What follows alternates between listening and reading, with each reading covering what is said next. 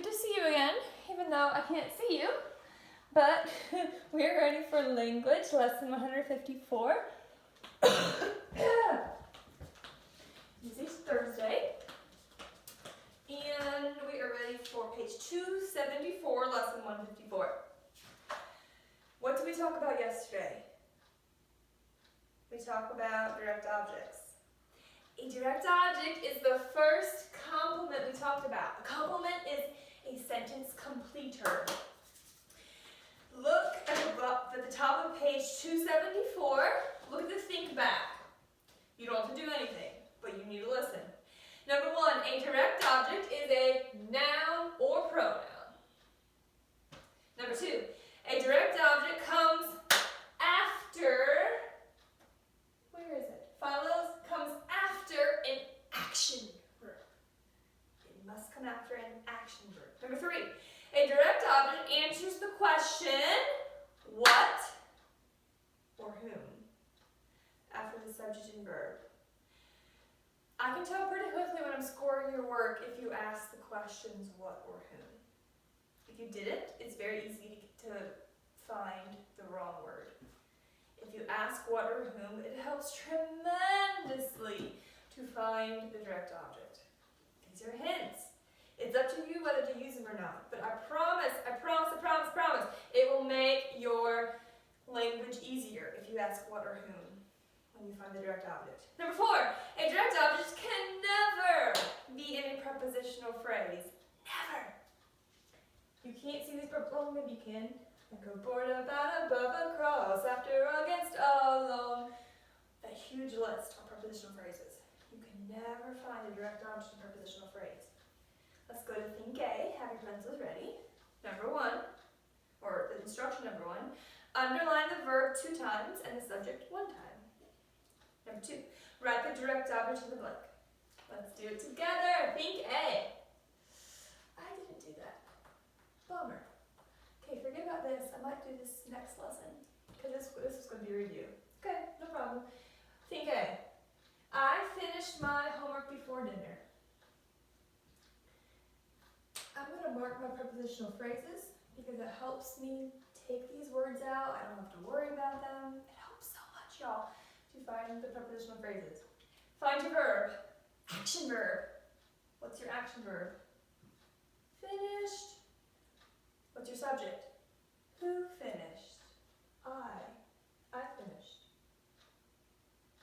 You do not, this is your first step. Find your action verb, find your subject. What question do you ask to find your direct object? Lincoln, what question do you ask?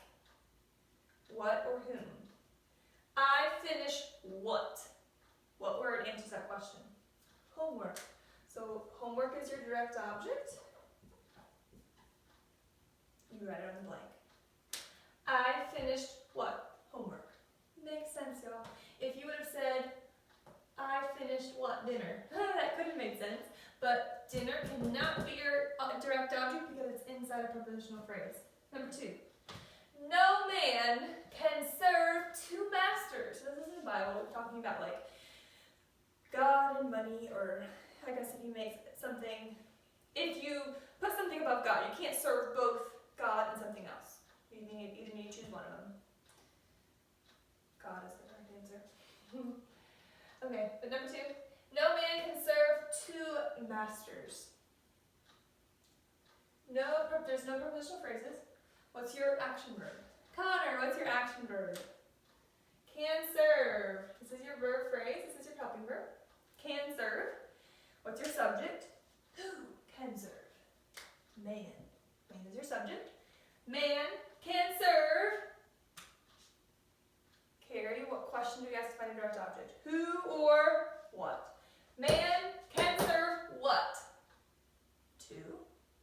No, that does not make sense. No, man can serve what? Masters. No man can serve both God and money. You will either serve God or you will either serve money. It's your choice. Masters. So masters is your direct object. Alright, number 3. The jury could not reach a verdict. Are there any prepositional phrases? just not. So you don't have to mark anything. What's your action verb? Could reach. Notice I did not circle, I did not underline not. Not is always an adverb. Could reach. Who could reach? Well, I guess it's in your mind. Who could reach or who could decide? Jury. Jury is your subject. Ask. Who or what to find direct object. Jury could reach what? Verdict. So verdict is your direct object. Okay. You can pause the video and finish. Please, please, please, please go slow. Alright? And ask your questions who or what. And if you have any questions, let me know. Pause the video, finish. Okay? Now we're going to go to remember B. We're going to do this together. What is the possessive? Remember, possessive means like it's yours or it's mine. What is the possessive form of it? Let's think about this. Remember Theodore? Let's say we're making a sentence with Theodore, but we're not using Theodore, we're using the form of it. So this classroom was blank home. What do you think? What word would make sense? This classroom was not Theodore's home, but this classroom was its home. This classroom was its home. So your correct answer is add on an S to make it its. It's a possessive pronoun. That's your answer to number 1. Remember B. Number 2. What two pronouns have the same form in the subjective and objective case? This is your list of objective. Your subjective case is I, you, he, she, it, we, they. What two words are the same in both objective case and the subjective case? Do you know? It would be you, it would be it. Those are the exact same in both cases. They have different jobs, but they're both the same word. That's your answer for number 2. Okay, number 3. Write the 3 articles that are always adjectives. Adjectives describe noun or pronouns. Articles, we use them so much in our writing. We have a, and the. So our answer for number 3, and remember, are a and the. Those are our 3 articles. Alright, let's go to page 275. Our second complement we're talking about, the second sentence completer, is called indirect object. It is still a noun or pronoun, but look at this. It comes between an action verb and a direct object. In order to have an indirect object, you must have an action verb and you must have a direct object in order to have an indirect object. Let me show you what I mean. I sent my mother a card. Let's find her action verb. Action verb, sent. Who sent? What's your subject? I sent. So we have our subject, we have our action verb. You need to find the direct object first. What question do we ask the direct object? Who or what? Whom or what? I sent what? Whom or what? So the thing that you need to decide is whether mother or card is a direct object. I sent what? Or whom? What do you think? Which would make sense? Well, if you think about the sentence, I sent, did you send your mother? Did you say, mother, lay down here, I'm going to wrap you in, I'm going to put you in a card, I'm going to send you. Is that possible? No. I sent what? It has to answer, it has to make sense. I sent what? Card. This is not in your work, all right? So this is just, I am talking about indirect objects, so you should have your pencils down and be listening. I sent what? Card. So that's your direct object. The questions you ask for indirect objects are to what, for what, to whom, or for whom. For indirect object, you always jump. Always, always, always, always, always jump. Okay, let me show you what I mean. I sent what? Card. We jumped over this word. I sent what? Card. To whom? We're going to ask this question. To whom? We're going to jump back. I sent card. To whom? Mother. What's our indirect object? I-O. Our indirect object is mother. It comes between the action verb and direct object, okay? So you might be saying, Miss Candace, that was so confusing. Well, let's do a couple together so you know what I mean. Let's go to think back. Pencils down, you should be reading with me, silently or out loud. Number one, only action verbs have objects. If a sentence does not have an action verb, it will not have a direct object. It will not have an indirect object. Number two, indirect objects come between the action verb and the direct object. Comes right in between. Number three, look for direct object first, then jump back and look for the indirect object. Okay, let's try it. Y'all don't freak out, okay? Y'all got this. Even though you think it might be a little confusing and all that, you completely got this. You are very capable. But I want you to stay with me and pay attention. Y'all doing good.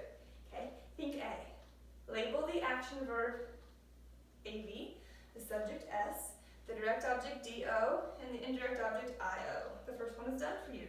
Let's jump to number two. Mom made me a birthday cake. Find your verb. What's the action verb? Made. So we're going to write AV on top. Mom made. Action verb. Okay. What's your subject? Who made? What's your subject? Mom made. Okay. Now we need to find our direct object. Always find direct before you find the indirect object. Remember we jump. Mom made what? Cake. Mom made cake. Did she make you into the cake? No, she didn't.